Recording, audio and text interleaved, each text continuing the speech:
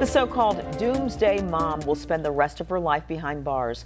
Today, a judge in Idaho sentenced Lori Vallow Daybell to life in prison without parole for killing two of her children. She made headlines back in 2019 after her 7-year-old son and 16-year-old daughter disappeared without a trace. Their bodies were found months later in her new husband's backyard. ABC's Melissa Adan takes us inside the courtroom.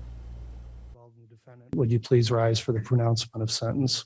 Lori Vallow Daybell sentenced to life in prison without the possibility of parole for the murders of two of her 3 children, 7-year-old Joshua J.J. Vallow and 16-year-old Tylee Ryan. They were found dead, burned, mutilated, and dismembered, and buried like animals. But before learning her sentence, Vallow Daybell addressed the courtroom, denying the victims were murdered. I know for a fact that my children are happy and busy in the spirit world. The so-called Doomsday cult mother claiming her children have visited her as a spirit. He said to me, "You didn't do anything wrong, Mom. I love you.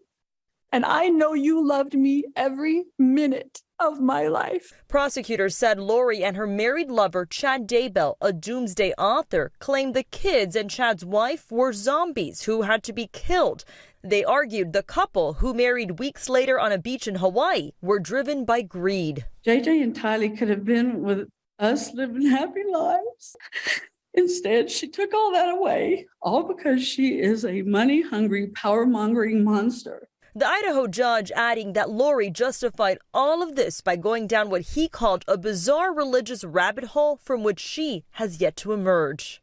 You simply have no remorse for it, even sitting here today. JJ and Tylee's remains were allegedly found on an Idaho property belonging to Chad Daybell after a months-long search.